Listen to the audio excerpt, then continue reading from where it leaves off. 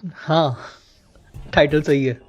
MS Dhoni 3 IPL trophies का विजेता, 8 IPLs का फाइनलिस्ट, जिनके अंडर 59.50% का विन रेट है। वो करीब करीब एमआई में चुने जाने वाले थे। वही एमआई जिसने आज तक 58.13% विन रेट से 5 आईपीएल ट्रॉफीज जीते हैं। पर ये होने से रोका एक छोटे से रूल ने, जिसने ना चाहते हुए भी इतिहास का रुख बदल दिया। तो आज की ये कहानी शुरू होती है 2007 में। T20 वर्ल्ड कप के फाइनल्स में इंडिया ने पाकिस्तान को हराकर वर्ल्ड कप जीता और एक ही दिन में इंडियन क्रिकेटर्स की एक नई पीढ़ी घर घर का नाम बन गई। पर इस वर्ल्ड कप का सच्चा विजेता अगर कोई था तो वो था T20 क्रिकेट जिसको पिछले कुछ सालों से बोरिंग और धीमा कहा जा रहा था। T20 क्रिकेट ने मानो उसमें एक नई जान भर दी थी। मैच रेवेन्यू से लेके ऑडियंस तक इस वर्ल्ड कप ने सारे रिकॉर्ड तोड़ दिए थे और जी कंपनी के ओनर सुभाष चंद्रा ने ये देखकर एक क्लब स्टाइल T20 टूर्नामेंट की घोषणा की, जहां अलग अलग शहरों की टीम्स इंटरनेशनल और नेशनल प्लेयर्स के साथ एक राउंड रॉबिन स्टाइल टूर्नामेंट खेलेंगे। पर इस आइडिया में BCCI कहीं भी नहीं थी। ये एक पूरी तरह प्राइवेटली ओन टूर्नामेंट होना था। मतलब जी वाले शेर के शिकार पर हाथ डालने जा रहे थे तो शेर को आया गुस्सा। BCCI ने इस टूर्नामेंट पे खुली जंग छेड़ दी। साम दाम दंड भेद कुछ भी करके इस टूर्नामेंट को बंद करने की कोशिश की गई। ये एक्चुअली अपने आप में काफी इंटरेस्टिंग स्टोरी है। अगर आपको इस पर एक वीडियो चाहिए तो मुझे कमेंट्स में जरूर बताएं। अब उन सब तरीकों में से एक था इंडियन प्रीमियर लीग। मतलब basically same idea but BCCI द्वारा चलाया गया। अब इसको ICL से अलग करने के लिए उन्होंने 2 चीजें की। पहले फाइनेंसेस के लिए उन्होंने इंडिया के बड़े बड़े इंडस्ट्रियलिस्ट और फिल्म स्टार्स को टीम्स खरीदने का न्योता भेजा, और दूसरा उन्होंने IPL और डोमेस्टिक लीग्स में खेलने के पैसे बढ़ा दिए। 3 से 4 गुना पैसे बढ़ा दिए। तो क्या होना था? फाइनल टीम्स का जब ऑक्शन हुआ, IPL को जहां इस ऑक्शन में सिर्फ $400 मिलियन कमाने थे, जब तक ऑक्शन खत्म हुई तब तक वो $711 मिलियन कमा चुके थे। अगर आपको ये नंबर बड़ा लगे तो इस टूर्नामेंट के खत्म होते होते BCCI को $1.75 बिलियन का मुनाफा हुआ था। पर वो सब बाद में। अब बेसिक फाइनेंसेस क्लियर होते ही उन्होंने प्लेयर्स की ऑक्शन शुरू कर दी।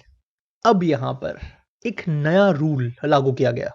फेमस इंडियन प्लेयर्स को उनके लोकल टीम्स को रिप्रेजेंट करने का मौका दिया जाएगा, जिसको आइकॉन स्टेटस ये नाम दिया गया। अब इसके पीछे का ख्याल तो बड़ा सिंपल सा था। अगर इस टूर्नामेंट को कामयाब होना है तो इससे लोगों को देखना जरूरी है। अब भले ही लोगों को फिलहाल इन नई टीम से कोई लगाव ना हो, पर उनको उनके लोकल क्रिकेटर्स से तो लगाव है। तो ऐसे लोकल क्रिकेटर्स को इन नई टीमों से जोड़ दो और धीरे धीरे धीरे नई टीम की लॉयल्टी बांधो। तो कोलकाता के आइकॉन प्लेयर बने सौरव गांगुली, मुंबई के सचिन, पंजाब के युवराज, हैदराबाद से VVS लक्ष्मण और बैंगलोर से द्रविड़। आगे जाकर दिल्ली बोर्ड के कहने पर सहवाग को भी इस लिस्ट में शामिल किया गया। पर यहां आया प्रॉब्लम। इन आइकॉन प्लेयर्स का प्राइस टैग होना था इनके टीम्स ने ओपन ऑक्शन में खरीदा हुआ सबसे महंगा खिलाड़ी का पे और उसके ऊपर 15%। अब सचिन के लिए एस्टिमेटेड प्राइस टैग था $1.65 मिलियन का। मुझे इस बात का कोई शक नहीं है कि ये कॉस्ट ओपन ऑक्शन में अगर $10 मिलियन भी होता ना तो भी मुंबई इंडियंस की टीम उसे खरीदती। पर पंगा ये था कि हर टीम पर $5 मिलियन की मैक्सिमम प्राइस कैप लगाई गई थी। मतलब आइकॉन प्लेयर्स को खरीदने के बाद टोटल 33% बजट देना पड़ता, यानी बची कुछ पूरी टीम के लिए सिर्फ $3.35 मिलियन। मतलब बीवी का बचे कुछ पगार में पूरा का पूरा महीना चलाने की कहानी। अब इन बीवियों के कुछ पति VVS लक्ष्मण की तरह भी थे, जिन्होंने ये सिचुएशन क्लियर होने पर अपना आइकॉन स्टेटस ही वापस दे दिया ताकि उनकी हैदराबाद टीम को ऑक्शन में ज्यादा पैसे मिल पाए। इस सब के अलावा एक और प्रॉब्लम था। बचे कुछ टीम्स के पास कोई आउटराइट आइकॉन प्लेयर नहीं था। ठीक उसी तरह जिस तरह कई फेमस प्लेयर्स के स्टेट में कोई टीम ही नहीं थी। उन प्लेयर्स में से एक MS धोनी, झारखंड रांची से आए ये वर्ल्ड कप विनिंग टीम का कैप्टन बहुत ही ज्यादा डिमांड में था। जिनके पास आइकॉन प्लेयर नहीं थे वो तो ठीक, पर जिनके पास थे, जैसे मुंबई इंडियंस की टीम, उनके मैनेजमेंट ने भी पब्लिकली आके कह दिया था कि सचिन के बाद अगर कोई प्लेयर उन्हें चाहिए तो वो है MS धोनी। ऑक्शन के दिन पर वो पुरजोर कोशिश करके उस कप्तान को अपनी टीम में लाने वाले थे, पर मानो भविष्य की पूर्व सूचना देते हुए उनके रास्ते में खड़े थे चेन्नई सुपर किंग्स। अब CSK और उनके स्टेट तमिलनाडु से कोई आउटराइट आइकॉन प्लेयर नहीं था।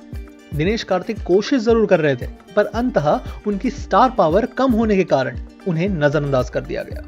और फिर ऑक्शन के दिन MI और CSK के बीच छिड़ी सबसे पहली जंग, जिसमें मुंबई इंडियंस की $3.5 मिलियन की पर्स ने सामना किया CSK के $5 मिलियन के पर्स का। तो क्या होना था? Mahendra Singh Dhoni had been bought by Chennai at $1.5 million. Ambani पैसों के कमी के कारण कुछ खरीद नहीं पाए। सुनने में भी कितना अजीब लगता है ना? धोनी को $1.5 मिलियन में खरीदा गया, इस ऑक्शन की हाईएस्ट बिड। अब ये बात अलग है कि कम से कम इस IPL में इतना पैसा डालकर भी ना MI जीत पाई ना CSK, ताज लेकर गए राजस्थान रॉयल्स, जिसकी टीम ने सबसे कम बोली लगाई थी, और कप्तान बने थे शेन वॉर्न, जिनको अभी तक उनके नेशनल टीम का कप्तान भी नहीं बनाया गया था। पर इससे भी ज्यादा मजे की बात है कि जिन रूल्स की वजह से धोनी CSK में गए, अगले साल उस मैक्सिमम पर्स को 2 मिलियन से बढ़ा दिया गया और उसके बाद आइकॉन स्टेटस इस रूल को ही रद्द कर दिया गया। फर्स्ट ईयर की सारी कंप्लेंट्स को उन्होंने एक एक करके डील कर लिया था, पर जो होना था वो तो हो चुका था। मुंबई इंडियंस और चेन्नई सुपर किंग्स, उनके बीच होने वाली ऐतिहासिक जंगों की नींव उस दिन उस ऑक्शन में रख दी गई थी। अब ये एक हिसाब से ठीक ही था, क्योंकि बाकी कुछ होना हो, एक बात की तो गारंटी है, भले ही IPL कभी कभी कितना भी बोरिंग हो, जब जब MI और CSK भिड़ेंगे तब बस आरंभ है प्रचंड, बोले मस्तकों के झुंड, आज जंग की घड़ी की तुम गुहार दो। अगर आप में से किसी ने भी पीयूष मिश्रा का आरंभ है प्रचंड ये गाना नहीं सुना, तो मुझे सब्सक्राइब करे ना करे, एक बार जाकर वो गाना जरूर सुन ले। मेरे बचपन का सबसे फेवरेट गाना था, उसका लिंक डिस्क्रिप्शन में दिया हुआ है। वीडियो देखने के लिए बहुत बहुत धन्यवाद।